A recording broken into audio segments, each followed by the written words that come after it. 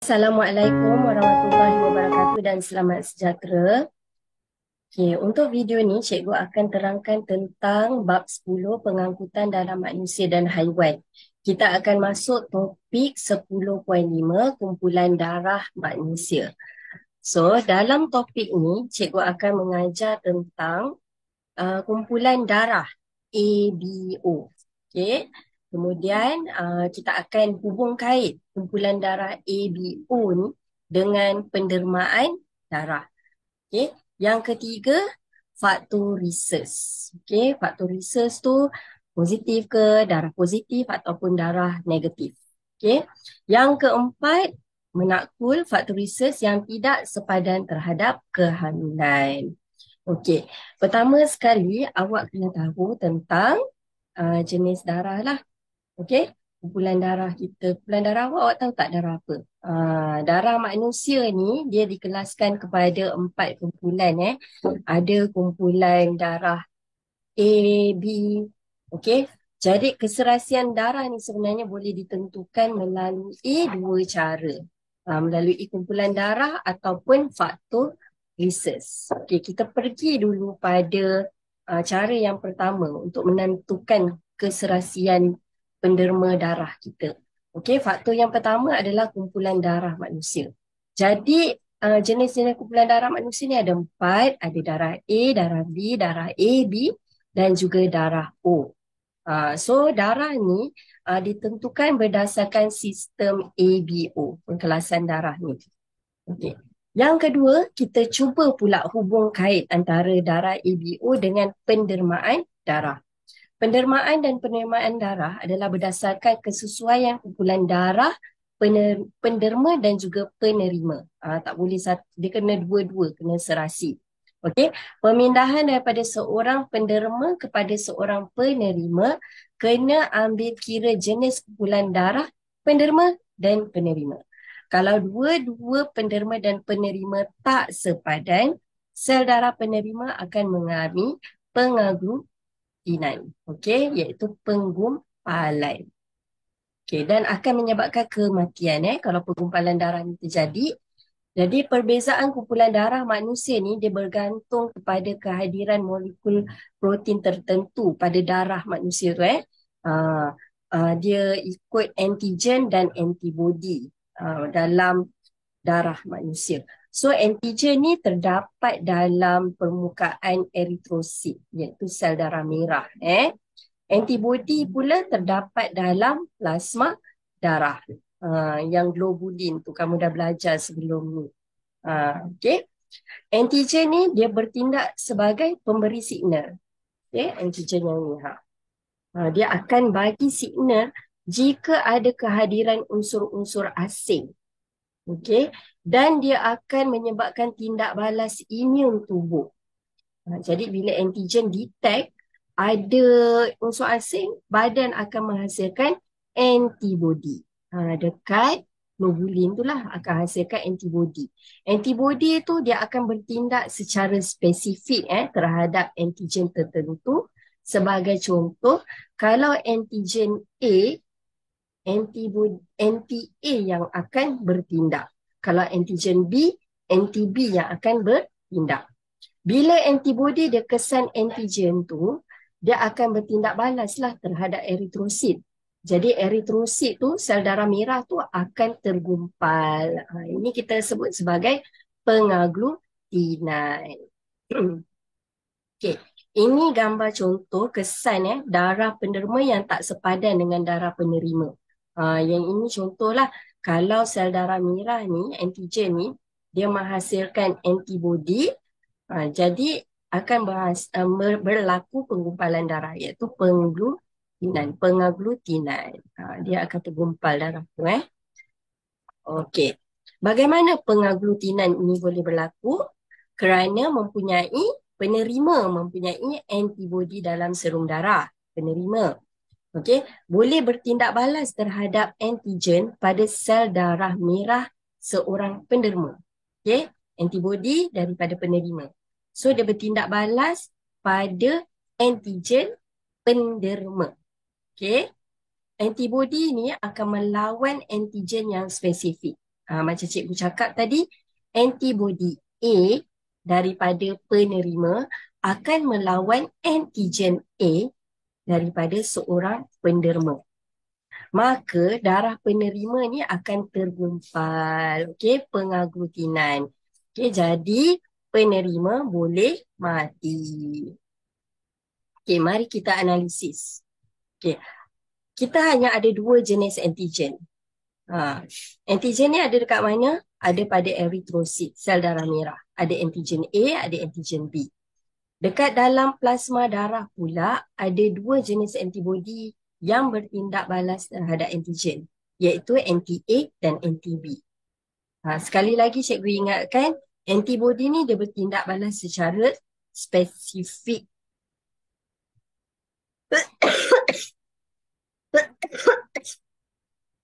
Okay, dia bertindak balas secara spesifik. Anti-A bertindak balas terhadap antigen A, anti-B bertindak balas terhadap antigen B. Okay, antigen tu daripada penderma. Anti-A, anti-B daripada penerima. Okey, kita tengok pula. Kamu kena kenal kumpulan darah yang terdapat, kumpulan darah yang ada adalah kumpulan darah A, B, AB dengan O. Kalau kumpulan darah seseorang tu A, antigen yang ada pada sel darah merah kumpulan darah A adalah antigen A. Antibodi dalam plasma darah kumpulan darah A adalah anti-B. Okey, kalau kumpulan darah B pula, dia ada antigen B, dia mempunyai antibodi anti-A. Kalau kumpulan darah AB, dia ada antigen A dan antigen B, dia tiada antibodi. Kalau kumpulan darah O pula, dia tiada antigen, tapi dia mempunyai antibodi anti-A dan anti-B. So dekat sini, apa yang bertindak balas sebenarnya? Yang bertindak balas adalah antibodi. Dia akan bertindak balas terhadap antigen yang masuk. Okey, kamu boleh refer buku teks muka surat 185 jadual 10.6 tu. Kalau nak tengok kesesuaian kumpulan darah penderma dan penerima. Okey, kita tengok kumpulan darah A. Kumpulan darah A dia boleh terima kumpulan darah mana? Okey, kumpulan darah A kita tengok dia ada anti-B. So anti-B ni dia akan melawan antigen mana? Dia akan melawan, ingat antigen spesifik, dia akan melawan antigen B, kan? Jadi dekat sini yang ada antigen B pada kumpulan darah B dan juga AB. Jadi kumpulan darah A hanya boleh menerima darah daripada kumpulan darah A yang sama sebabnya tak ada antigen B. Dan dia boleh terima darah daripada kumpulan darah O sebab kumpulan darah O tiada antigen. Okey, yang dia tak boleh daripada B dan AB sebab akan berlaku penggumpalan. Okey, iaitu pengaglutinan. Okey, kalau kumpulan darah B pula, dia boleh menerima, dia tak boleh terima darah daripada kumpulan darah mana. Okey, kita tengok. Kumpulan B ada anti-A. So, dia tak boleh terima yang ada antigen A lah. Tak boleh terima daripada kumpulan darah A dan tak boleh terima daripada kumpulan darah AB. Kumpulan darah B hanya boleh terima darah daripada penderma kumpulan darah B dan O sahaja. Okey. Kalau dia boleh, dia kumpulan darah AB pula, kita tengok. Okey, dia tiada antibodi. So dekat sini maksudnya dia tak perlu lawan antigen mana-mana kan? Dia tak akan detect mana-mana antigen. Jadi semua jenis darah boleh derma kepada kumpulan darah AB. Okey, tengok pula kumpulan darah O. Kumpulan darah O dia ada kedua-dua antibodi, anti-A dan anti-B. Okey, kalau kita tengok dalam kumpulan darah yang lain, yang ini ada anti-A, anti-B. So tak bolehlah nanti antibodi akan lawan pada darah O tu.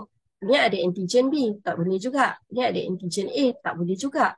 So, kumpulan darah O ni dia hanya boleh terima darah penderma daripada kumpulan darah sendiri je, kumpulan darah O je. Sebab kumpulan darah O dia tiada antigen. Okey? Okey. Itulah maksudnya. So, kita tengok, kita tafsir situasi satu ni. Jika seorang pesakit berdarah A, bolehkah pesakit tersebut menerima darah daripada penderma darah B? Okay, kita analisis dulu pesakit darah A ni. Okay, kalau penerima berdarah A, okay, jadi apa yang dia ada? Okay, dia ada antigen A, dia ada antibody anti-B. Okay, kalau penderma dia pula berdarah B, so jenis antigen dia adalah B, jenis antibody dia adalah anti-A. So dekat sini yang akan melawan adalah yang penerima ni lah. So antibody dia akan bertindak kan. So antibody A dia akan anti-B, dia akan lawan antigen B. Okey, jadi boleh tak pesakit tu menerima darah B? Jawapannya, jawapannya apa? Tidak boleh. Kedua, darah penerima dan penderma tidak serasi. Ini kerana penerima mempunyai anti-B yang akan bertindak dengan antigen B daripada penderma. Jika penerima berdarah A menerima darah penderma yang berdarah B, darah penerima akan tergumpal, mengalami pengaglutinan dan ini boleh menyebabkan kematian. Okey, kita tengok pula pesakit tu dia berdarah A, boleh tak pesakit tersebut menerima darah daripada penerima darah AB? Okey, so penderma dia darah AB. Jadi ada antigen A, ada antigen B. Antibody tiada. Okey, penerima dia darah A. So antigen yang ada antigen A dan antibody anti-B. So tengok daripada penerima dulu. Okey, boleh tak penerima ni menerima darah AB? Kita tengok anti-B ada antigen B. So jawapannya tidak boleh. Kedua-dua darah penerima dan penerima tidak serasi kerana penerima mempunyai anti-B yang akan bertindak dengan antigen B daripada penderma. Jika penerima berdarah A menerima darah penderma yang berdarah AB, darah penerima akan tergumpal mengalami pengaglutinanan dan ini boleh menyebabkan kematian. Okey, situasi 3. Jika seorang pesakit berdarah A, bolehkah pesakit tersebut menerima darah daripada penderma berdarah O? Okey, penerima darah A. So, antigen dia A, antibody anti-B. Kalau O pula, antigen tiada, antibody anti-A dan anti-B. So, anti-B ni dia boleh kesan apa-apa tak? Anti-B ni bila tiada antigen, dia tidak dapat mengesan apa-apa. Okey, jadi boleh terima. Kedua-dua darah penerima dan penderma serasi. Ini kerana darah penderma tidak mempunyai antigen A maupun antigen B. Maka antibody penerima iaitu anti-B tidak dapat mengesan sebarang antigen dari darah penderma. Maka pengumbalan darah tidak berlaku. Okey, seterusnya situasi keempat, jika pesakit berdarah A, bolehkah pesakit tersebut menerima darah daripada penderma darah A? Okey, kalau darah A, antigen A, anti-B. Penderma darah A pun mempunyai antigen A dan anti-B. Okey, dekat sini anti-B, antibody dia anti-B. Antigen dia A. So, antibody dia bertindak balas secara spesifik. Kalau anti-B, dia kena lawan dengan antigen B. Kat sini antigen A. Jadi, dia tak dapat mengesan antigen B. Jadi, bolehlah pesakit tersebut menerima darah. Kedua-dua darah penerima dan penerima serasi kerana tidak mempunyai antigen B. Maka antibody penerima iaitu anti-B tidak dapat kesan antigen B dari darah penderma. Maka penggumpalan darah tidak akan berlaku. Okay. So kalau kat sini, inilah jadual 10.6 daripada buku teks muka surat 185 lah. Okay, kalau kamu perasan dekat sini, darah AB ni, darah O. Tengok dulu darah O. Darah O dia boleh derma darah kepada kumpulan darah. Semua kumpulan darah dia boleh. AB, AB dan O. Jadi kita panggil dia sebagai penderma universal sebab dia boleh derma pada semua kumpulan darah. Okey. Kalau darah AB pula, dia boleh menderma darah kepada kumpulan darah sendiri je, AB. Tapi dia boleh terima darah daripada semua kumpulan darah. A, B, AB dan O. Jadi kita panggil dia sebagai penerima universal. Okey? Yang kedua kita tengok pula faktor reses. Okey? Untuk menentukan keserasian darah penerima dan penerima. Tapi faktor reses ni saya akan explain dalam video yang seterusnya lah.